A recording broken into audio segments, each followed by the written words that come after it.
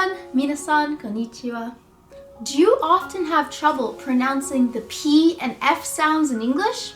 Do you sometimes get fan and pan confused when you are speaking?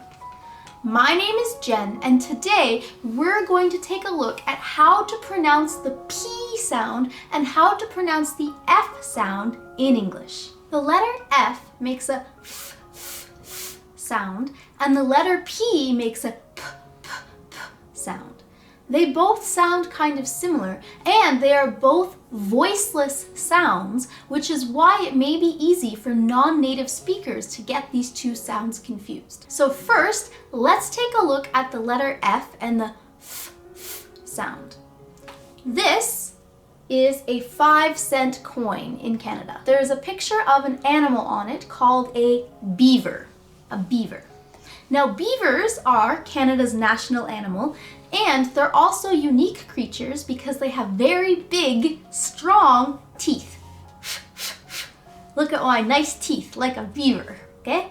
So, to make the F sound, imagine that you are a beaver, okay? A beaver. You have to use your teeth. You need to put your teeth onto your lip. So your top teeth are going to touch your bottom lip. So that is the main way that the F sound is created. You're pushing the sound through your teeth, pushing the air through your teeth when you're putting your top teeth on your bottom lip. Now, let's take a look at the P sound, okay? For the P sound, you are not going to use your teeth. Don't be a beaver anymore. You're going to make a popping sound. So your top lip is going to touch your bottom lip. When you make the P, the air stops. But when you're making the F sound, you can continue making the F sound until you run out of air. But the P sound, P, once you've got the P finished, your air is also finished. You can't continue. Another really big difference that can help you to know if you're making the sounds between F and P correctly is this tip. Okay? Take a piece of paper. Okay? When you make the F sound, ready, watch, the paper moves a tiny bit because you're pushing the air through your teeth. But when you make the P sound, look what happens now. The paper is moving a lot. Okay? If you don't have a piece of paper, you can also just use your hand. If you go, you can feel a tiny bit of air maybe hitting like the bottom of part of your hand. When you make the P sound, you can feel very strong air hitting the palm of your hand. Okay? So do these tests with a piece of paper or with your hand to make sure that the sound is coming out correctly. Also, make sure your mouth is being formed correctly. So those are the differences between P and F. Let's take a look at a couple of words in English. They're called minimal pairs because they both have the same sounds except for the P and F that we're trying to focus on now. So the first minimal pair I want to look at is fan and pan. So fan, pan. Try repeating. Fan, fan, pan, pan. Pat the dog, right? So I am patting the dog. Pat. And recently I haven't done any exercise, so I am getting fat. Fat, fat, pat, pat. The next minimal pair for P and F involves eating. I have a fork because I want to eat some pork, such as ham or bacon. So I'm gonna eat my pork with a fork. Pork, pork, and fork, fork. Another minimal pair is fin and pin. Okay, so this is a dolphin, and this part of the dolphin's back and on the side here, these are called fins. Fins. This is a safety pin, a pin. So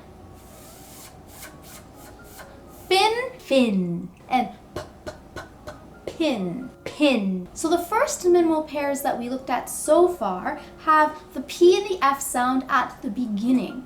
Let's try practicing a few where the P or the F sound is in the middle of the word. For example, smells good in the bag. I have some coffee. Coffee. And here I have a letter that has been photocopied. So coffee, coffee, coffee, copy, copy. The next minimal pair is defend and depend. Defend and depend. I would like to go on a picnic, but it depends on the weather. My friend is a lawyer and she helps to defend people. She defends people. The picnic depends on the weather. Defend, defends, depend, depends. I really like to eat supper. And if I don't get to eat supper and I'm hungry, then someone is going to suffer for my lack of supper. So suffer, you feel like you are in pain. You're causing someone to suffer. You're creating pain for them. And supper is another word for dinner. So supper, supper, and suffer, suffer. We did some P and F sounds at the beginning, some P and F sounds in the middle, and the last one, P and F sounds at the end of the word. Cough, cough, and cop. Cop is another way to say police officer. So the cop coughed, cop, cop, cough, cough. And the last minimal pair that we're going to look at for P and F is chief and cheap. Cheap means something is very inexpensive. It doesn't cost a lot of money. And chief means somebody who is in charge of something, right? So cheap chief. He is a cheap chief. Cheap, cheap, chief, chief. So now let's get some extra P and F practice. Are you ready for some challenges? A great way to help practice pronunciation is by doing something called a tongue twister. Tongue twister. So this is your tongue, and we call them tongue twisters because your tongue is moving around, and sometimes even native speakers mess up their words if they try to say tongue twisters really quickly. So let's take a look at a tongue twister just for P. Maybe one of the most popular tongue twisters. It is Peter Piper picked a peck of pickled peppers. Can you try saying it with me slowly? Peter Piper picked a peck of pickled peppers. Good. Now let's try it again, but a little bit faster, and make sure you got the no teeth for this one. No teeth, no beavers, okay? So, Peter Piper picked a peck of pickled peppers. Faster. Peter Piper picked a peck of pickled peppers. The next tongue twister is just for F. So get those beaver teeth ready. Ready? Here we go. 5 fuzzy French frogs frolicked through the fields in France. 5 fuzzy French frogs frolicked through the fields in France. 5 fuzzy French frogs frolicked through the fields in France. 5 fuzzy French frogs frolicked through the fields in France. The next tongue twister we're going to look at is very short, only 4 words as a matter of fact, but it's going to help you practice the P and the F. So this is very short. It is Frank's peers feared pranks. Frank's peers feared pranks. Frank's peers feared pranks. Frank's peers feared pranks. And the very last tongue twister is an older and more traditional one to help you practice minimal pairs in the middle of words. So this one's going to be even more challenging for you. It is give Papa a cup of proper coffee in a copper coffee pot. Give Papa a cup of proper coffee in a copper coffee pot. Now, when you want to practice this tongue twister a little bit faster, you're going to do something called conjoined speech. So you're not going to say, give Papa a cup of. No. Give Papa a cuppa. right? So you can remember maybe from one of my other videos about how conjoined speech works, that cup of, when we're speaking quickly, becomes kappa.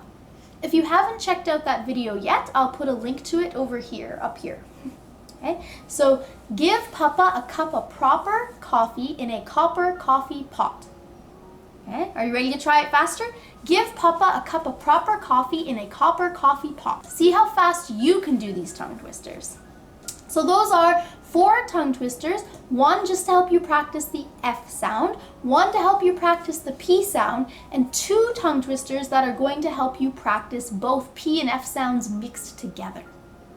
All right, so hopefully from today's pronunciation lesson, practicing minimal pairs and tongue twisters, thinking about where your teeth are or where your lips are, where the air is, thinking about all these things and practicing should be able to help you become an expert at P and F. And now it's time for question of the day. Today's question is, do you know any other tongue twisters using P and F that people can practice for pronunciation? Or would you like to try to make a tongue twister for P and F for people to practice pronunciation? Let me know your tongue twisters in the comments below. Thank you so much for watching this video. Mina, benkyo, ganbatte ne! Ja ne!